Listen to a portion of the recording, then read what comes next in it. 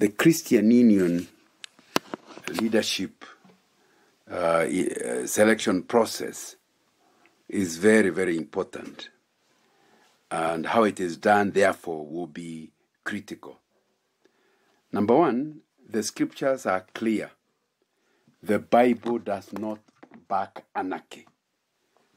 A group of people that run without any formula is what is called anarchy. And the Christian Union must not be run that way. It's not biblically right. If you go through the scriptures, both Old and New Testament, groups, assemblies must have leadership. And God already says that He has given some people the gift of administration, the gift of leadership. That's why a pastor is a very critical person. And deacons and elders are very, very important in church. But I have to agree that the Christian Union is not a church and needs to be understood that way.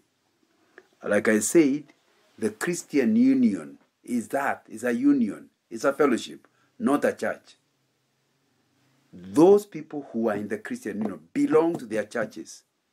That's why when you want certain ceremonies, you allow them to be done by ordained people.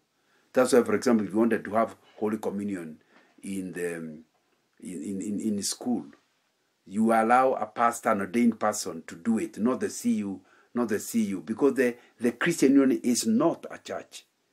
It's a fellowship of people from different churches. And that needs to be understood even in the effort of selecting the students. That's why you will be making sure that the committee is not made up of people from one denomination, because you want to reflect the diversity among the CU members should be reflected in the committee itself. That's why although the school has a sponsor, the CU does not belong to the sponsor, because the sponsor is one church. But if it's a government school, or it's a school that allows everybody to come, it then means that it has allowed students from different denominations to come. If students from different denominations come, the place where they all can play a role is in the CU. That's why the patron is not necessarily the chaplain. The chaplain is responsible for the spiritual life of the whole school. And the chaplain, therefore, will be certainly a person from the sponsoring church. But we normally recommend that the CU patron is not necessarily the chaplain. They work with the chaplain, but is not the chaplain, so that the CU patron can be seen and accepted by people from every denomination as with them. And I think that will be important. So the Christian Union, again, I repeat, is not a church. People come from different churches, and therefore the leadership needs to reflect that idea.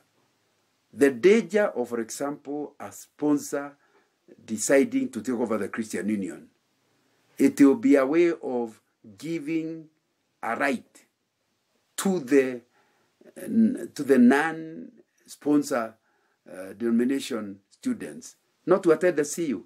Because obviously, remember, whereas the school assemblies are compulsory, the Christian Union is voluntary, number one. Number two, it's only made up of born-again people. So even if you come from the sponsoring church, if you are not born again, you will not be welcome within the CU. So if we discover that the sponsoring church is the one running the Christian Union, of course they are calling it the wrong name. It cannot be a Christian Union, because it was called a union because of being people from different denominations. But if they took it over, the non-sponsored denomination members will give an excuse. They'll be asked by their parents, why don't you attend the CU? No, I'm not from that church. I'm not from that denomination.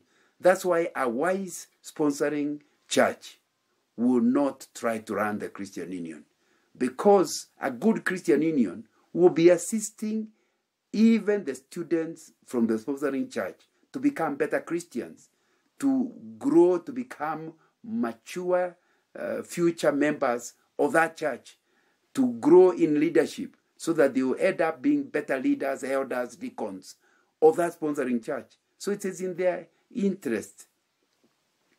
It is in their interest to allow the CU to remain independent of the sponsor as long as they are not doing things that the sponsor does not back. And if the sponsor is a Christian, the reason why certain things will not be allowed will not be because the sponsor refuses. It will be because the Bible refuses them. Because basically that's what we are talking about. But our discussion is on elections. Having set the stage on what the Christian Union is, you then see several things. Number one, what you have established, that the Bible does not back anarchy. It therefore will be important that you have a committee. Number two, if you are going to have a committee, it will be important that the committee is seen as representative of the Christian students. That's why you want people in that committee who represent every class. If you are from 1 to 4, there will be students in the committee that are from 1 to 4, so that when they are discussing, the people, each class can feel represented in the committee. So the first thing you must do before the elections are done is to agree whether the composition is right. Are we having enough representation within in the committee? Number two, you must verify that you have enough people that were in the previous committee who can actually enter into the new committee. You don't want each year to end up with a brand new set of people who don't have what is called institutional memory. They don't know what was done and how it was done. So you want some people who entered the committee in Form 1 and 2 to be, some of them to be allowed to be in Form 3 and 4 to still be in the committee. So they learned a few things from the previous meetings. They know what went wrong and why they should not allow it to go wrong. And they know what went right and why they should repeat it. That's the second thing you must know as you select the students. Thirdly, and importantly, is to understand that really this is God's work. So you want the leaders to be people God has appointed. And so prayer will play a very huge role in terms of the selection process to ensure that the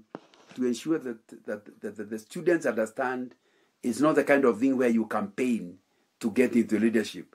It's a place where you pray that only those God has a place for in the leadership will take it. So that means even if you are not selected, you don't complain, because you also spend time in prayer and you sought the mind of God. Next, if it is really going to be Christians, then you must make sure that non-Christians, people who are not born again, are not allowed to get involved in the process. So on the election day, you must separate people that are saved from the ones that are not saved, so that only the saved ones will be allowed to participate. My suggestion is you allow democracy the same way it was allowed when they wanted to replace Judas. In the book of Acts, we are told what they did was to cast lots. That is through elections. But not everybody was allowed to cast lots. It was only for the people that were accepted as the disciples of Jesus Christ. Number two, not just anybody will be elected. They put a short list and a pre-qualification. They said there's somebody who didn't just join us the other day. For him to replace Judas, he needs to have been with us right from Galilee, right from the beginning. And in a similar way, you cannot do elections before you have pre-qualification process. And that's where the CU patron participates. Whereas the election himself, the patron will not be a voter. But the people that are going to be nominated means the people we will vote over. They need to be nominated by the outgoing committee in advance. Then they are taken through a process that ensures what I've been talking about, that they are representative of the diversity in the CU is seen in the candidates. Number 2, that they are representative of the various classes of the Christian Union. Number 3, they themselves are mature for their age. They know the Lord. They have leadership. Competences that can help the Christian Union. All that has to be between the outgoing committee, excluding people that are candidates. You need to discuss it with the CU patron to ensure that the people that have actually entered this pre-qualification process are actually serious Christians, such that you don't mind who is elected. All of them are good and capable and qualified. After you have done that pre-qualification process, you therefore have a nomination list, which you are going to present to the annual general meeting for only the Christian believers and ask them to vote. Why are they voting? Because by allowing them to vote, they will feel these leaders are my leaders. I participated. I played a role. I think that's why the casting of lots in the book of Acts, when they wanted to replace Judas, it makes them know this is our thing. We have prayed. We want God to use our voting method to stamp who He wants to be with us to us in the next year.